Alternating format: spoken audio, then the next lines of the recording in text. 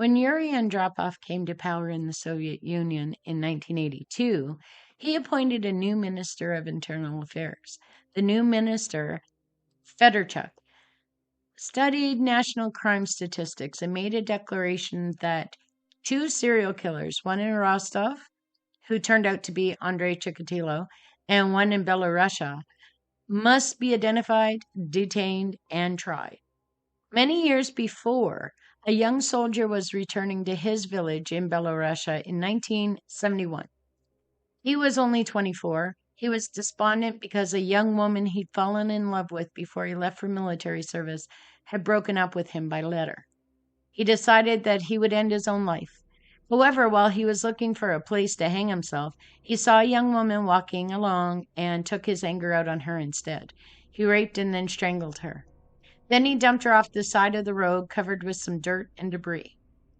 The next victim survived, and she would be the only one. It was on October 29th, 1971, when Gennady Mikhasevich, the forlorn soldier, threw a noose around her neck, but she managed to block it with her hands. She screamed and bit and fought for her life. When some school children came near, he ran away, only to find another victim later that day and kill her instead. He would take 34 more in the coming year. While he was killing, he was developing a good reputation in his small village. People liked him there, and he was sort of a freelance policeman, settling disputes and stopping people from getting out of hand. He married and he had 2 kids, joined the Communist Party, and was even elected secretary of the party committee. He always raped and strangled his victim with whatever he had handy. He always left her near the road, and those roads would eventually show authorities a small triangle where the killer operated.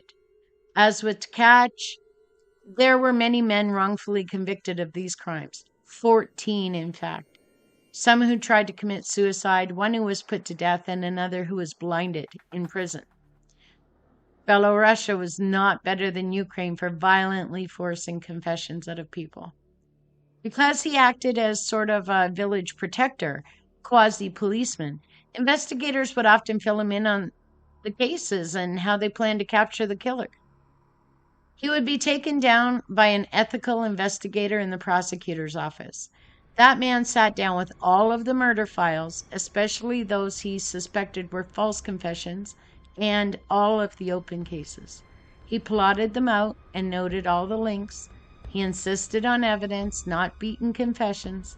He found that little triangle where those 3 roads met and determined that all of those murders were probably committed by the same person.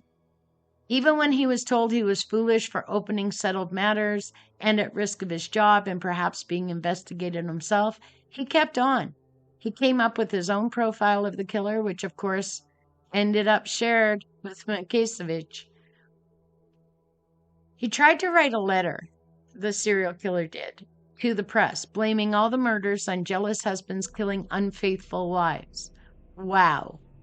Then he killed one more woman, who he picked up near the newspaper office, and left a similar letter on her body, because it probably made sense in his panicking mind, but it wouldn't be good for him.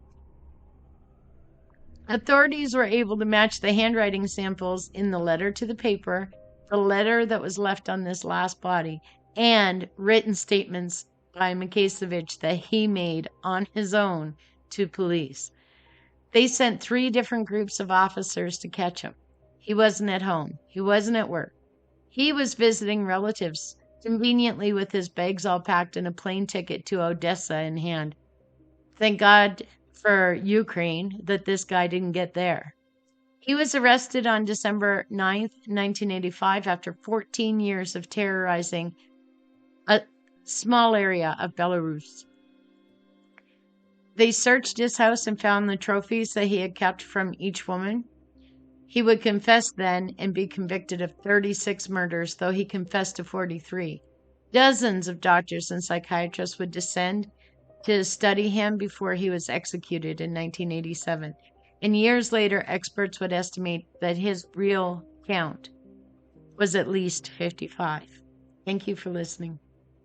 If you're enjoying these videos and want more, don't forget to subscribe and turn on your notifications so that you don't miss any videos. Thank you for watching. We really appreciate it.